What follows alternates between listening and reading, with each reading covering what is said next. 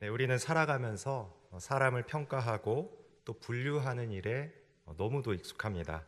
누가 뛰어난 사람인지, 또 부족한 사람인지, 누가 적응을 잘하는 사람인지, 또 뒤처지는 사람인지 우리는 계속해서 구분하려고 하죠. 학교만 보아도 그렇습니다. 학교는 본래 아이들을 가르치고 또 성장시키는 공간입니다. 그런데 근대 학교와 또 특수교육의 역사를 살펴보면 학교는 단지 가르치는 공간만이 아니라 아이들을 분류하고 또 선별하는 공간으로 기능해 왔습니다. 어떤 아이가 수업을 잘 따라오는지, 또 어떤 아이가 학교의 규율에 잘 적응하는지, 그리고 어떤 아이가 정해진 학습 단계에 맞춰 움직일 수 있는지를 관찰하는 과정에서 어떤 아이들은 적응하지 못하는 아이, 가르치기 어려운 아이, 따로 관리해야 하는 아이로 분류되었습니다. 그리고 그 경우가 심할 때에 시설에 수용되기도 했죠. 물론 이 특수교육의 역사를 이렇게 단편적으로 말할 수는 없지만 분명한 사실은 역사 속에서 이 교육이라는 이름 아래 사람을 구분하고 선별하고 때로는 사회로부터 분리해온 일들이 많이 있었다라는 사실입니다. 이런 모습을 생각해 보면 또 몇 가지 질문들이 생기죠. 사람은 왜 그렇게 쉽게 누군가를 분류하는가? 왜 우리는 누군가를 가능한 사람과 불가능한 사람으로 나누려 하는가? 왜 어떤 사람은 더 가치 있고 또 어떤 사람은 덜 가치 있다 판단하려 하는가? 이러한 문제들이 비단 학교나 사회만의 문제는 아닐 것입니다. 교회 안에서도 비슷한 모습이 나타나죠. 고린도 교회가 그랬습니다. 고린도 교회 성도들은 예수 그리스도를 믿는 사람들, 즉 은혜를 받은 사람들이었죠. 그러나 그들 안에 여전히 세상적인 기준이 남아 있었습니다. 사람을 비교하고 지식이 많은 사람을 높이며 말 잘하는 사람을 우러러보고 더 특별한 은사를 가진 사람을 더욱더 신령한 사람처럼 여기는 분위기가 교회 안에 팽배해 있었습니다. 누가 더 지혜로운가, 영적인가, 뛰어난 은사를 지니고 영향력 있는 사람인가, 이러한 기준들이 교회 안에 들어오자 교회는 어떻게 되었을까요? 교회는 분열되었습니다. 은혜를 받았지만 흔들렸고 당파를 만들어 싸우기 바빴습니다. 예수님을 믿었지만 여전히 세상적인 자랑과 비교, 말의 능력과 지식의 우월함에 그것들에 사로잡혀 우왕좌왕하기 바빴습니다. 그래서 바울 사도는 오늘 본문을 통해서 고린도 교회에 가장 근본적인 질문을 던지고 있습니다. 그들이 잊고 있었던 복음의 중심 내용, 핵심에 대해서 다시금 상기시키고 있습니다. 그것이 무엇입니까? 바로 십자가에 달려 죽으시고 다시 사신 예수 그리스도입니다. 고린도전서 2장의 초입을 보면 사도 바울이 고린도에 처음 갔을 때를 회상합니다. 그는 자신이 말과 지혜의 아름다운 것으로 복음을 전하지 않았다라고 설명하죠. 왜 이렇게 했습니까? 바울이 능력이 없어서가 아닙니다. 바울은 깊은 학문적인 소양을 가졌고 또 성경에 대한 지식도 깊었으며 헬라 세계의 언어와 사고를 이해할 수 있었던 사람입니다. 그런 바울 사도가 고린도 교회에 분명하게 말하고 있는 것입니다. 2절 말씀 우리 다 같이 한번 읽어보도록 하겠습니다. 내가 너희 중에서 예수 그리스도와 그의 십자가에 못 박히신 것 외에는 아멘. 바울 사도가 전한 내용이 무엇입니까? 화려한 철학이나 사람을 압도하는 웅변 따위가 아니었습니다. 그 내용의 핵심은 십자가에 달려 죽으시고 다시 사신 예수 그리스도에 관한 것이었습니다. 십자가는 세상적으로 볼 때 약함을 뜻합니다. 실패나 또한 수치를 뜻합니다. 그러나 하나님께서는 바로 그 십자가를 통해서 구원의 능력과 참된 지혜를 나타내셨습니다. 그래서 바울 사도는 복음을 전할 때 자신이 커 보이지 않도록 하였습니다. 특별히 빌립보서 2장 12절 말씀을 보면 그는 약하고 두려워하고 심히 떨었다라고 고백하고 있습니다. 이것은 하나님 앞에서 자신을 전적으로 낮추는 태도입니다. 자기의 말솜씨나 지식으로 사람을 붙들려 한 것이 아니라 오직 성령의 능력으로 믿음이 세워지기를 원했던 것입니다. 그래서 바울 사도는 본문 5절에서 이렇게 말하고 있습니다. 5절 말씀도 우리 다 같이 함께 읽어보도록 하겠습니다. 너희 믿음이 사람의 지혜에 있지 아니하고 다만 하나님의 능력에 있게 하려 하였노라. 아멘. 사랑하는 성도 여러분, 그리스도인에게 가장 위험한 순간이 언제입니까? 바로 자신이 복음보다 앞설 때입니다. 설교자의 말솜씨가 십자가보다 앞서고 봉사자의 열심이 하나님의 은혜보다 앞서며 교회의 다양한 프로그램이 성령의 능력을 가릴 때 우리는 겉으로는 종교적인 일을 하지만 실제로는 하나님을 의지하지 않게 되는 것입니다. 바울 사도는 이것을 경계했습니다. 사람의 말에 붙들린 믿음은 또 다른 사람의 말에 흔들릴 수 있기 때문입니다. 이것이 고린도전서 2장 1절에서 5절 앞부분의 핵심 내용입니다. 복음 자체가 하나님의 능력이고 십자가 자체가 하나님의 지혜인 줄 믿습니다. 그런데 고린도 교회 성도들은 바로 이 지점에서 흔들린 것입니다. 그들은 더 깊은 지식, 더 깊은 통찰, 다른 사람보다 우월해 보이는 깨달음에 매몰돼 있었습니다. 당시 고린도 사회가 말하는 말 잘하는 사람, 아는 것이 많은 사람, 남보다 높은 단계의 통찰을 가진 사람을 더 높게 평가했기 때문입니다. 바울 사도는 그들을 향해서 말합니다. 8절 말씀입니다. 우리 8절의 말씀도 다 같이 읽어보겠습니다. 이 지혜는 이 세대의 통치자들이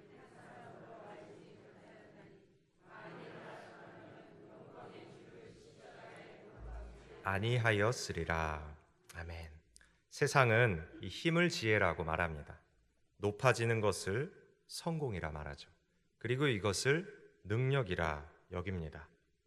하지만 이것이 세상 지혜의 한계입니다.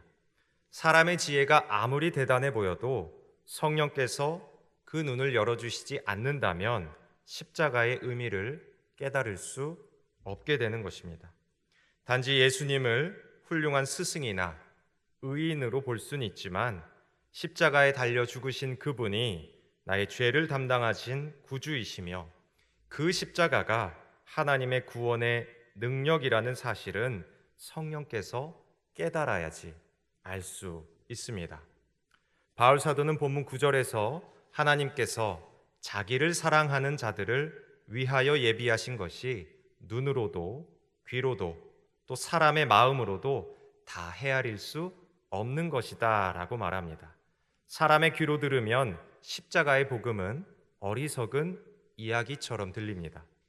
죄인을 살리기 위하여 하나님의 아들이 죽으셨다는 그 말이 쉽게 이해되지 않기 때문입니다. 그런데 하나님께서는 바로 그 십자가를 통하여 우리를 살리셨습니다. 그렇다면 우리는 이 은혜를 어떻게 알 수 있습니까? 우리가 더 똑똑해서 알 수 있는 것입니까? 아니면 더 종교적인 사람이기 때문에 알 수 있는 것입니까? 하나님께서 성령으로 우리에게 보여주셨기 때문에 우리는 알 수 있는 줄 믿습니다.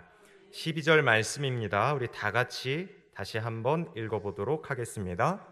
우리가 세상의 영을 받지 아니하고 오직 하나님으로부터 온 영을 받았으니 이는 우리로 하여금 하나님께서 우리에게 은혜로 주신 것들을 알게 하려 하심이라.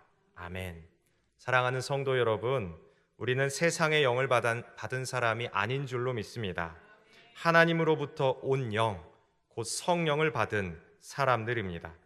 그리고 하나님께서 이 성령을 우리에게 주신 이유는 우리가 남보다 더 신령한 사람처럼 보이게 하려는 데 있지 않습니다.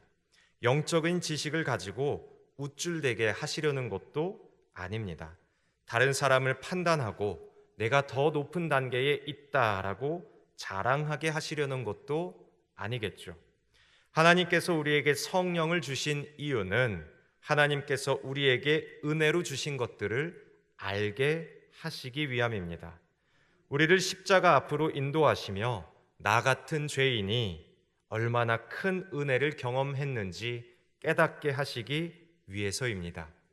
그러니 성령의 사람은 자랑하는 사람이 아닙니다.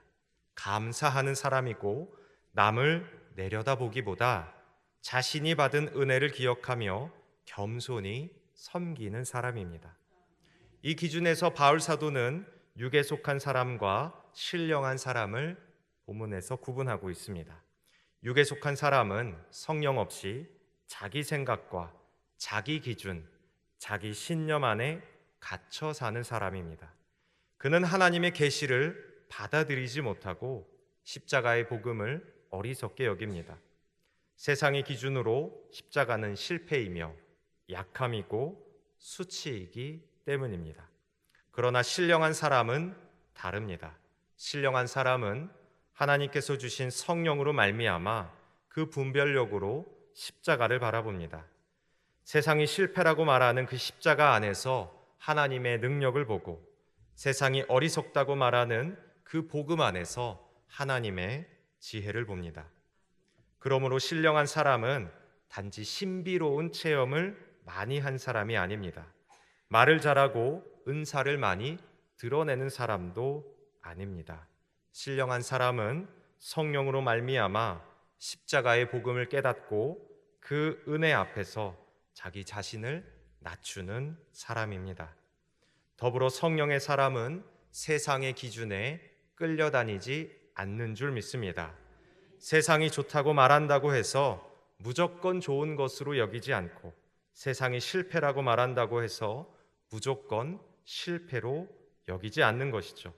성령의 사람은 세상이 높아지라고 말할 때 낮아지는 길을 선택할 수도 있고 세상이 이기라고 할 때 섬기는 길을 선택할 수도 있는 것입니다. 그리고 바울 사도는 본문의 마지막에서 이 모든 내용을 하나의 문장으로 압축해서 우리에게 정리해주고 있습니다. 본문 16절 말씀입니다. 우리 다 같이 16절 말씀도 읽어보도록 하겠습니다. 누가 주의 마음을 알아서 주를 가르치겠느냐? 그러나 우리가 그리스도의 마음을 가졌느니라. 서두에서 말씀드렸듯이 우리는 사람을 분류하고 선별하고 그렇게 살아갑니다. 세상은 자꾸 나누기 일수인 것이죠. 가능성 있는 사람과 가능성 없는 사람, 쓸모 있는 사람과 쓸모 없는 사람, 앞서가는 사람과 뒤처지는 사람으로 나누려 합니다. 고린도 교회도 다르지 않았습니다. 지혜로운 사람과 어리석은 사람, 신령한 사람과 덜 신령한 사람, 은사가 많은 사람과 은사가 부족한 사람을 나누려 했습니다. 그런데 복음은 우리에게 다른 기준을 보여줍니다. 십자가라는 이 복음의 기준은 사람을 우열로 나누지 않습니다. 십자가는 모든 사람이 하나님의 은혜 없이는 단 한순간도 살아갈 수 없다는 그 사실을 보여주는 자리입니다. 십자가 앞에서는 말 잘하는 사람도 은혜가 필요한 것입니다. 지식이 많은 사람도 은혜가 필요한 것이죠. 은사가 많은 사람도 돈이 많은 사람도 이 세상에서 영향력이 큰 사람도 다 은혜가 필요한 것입니다.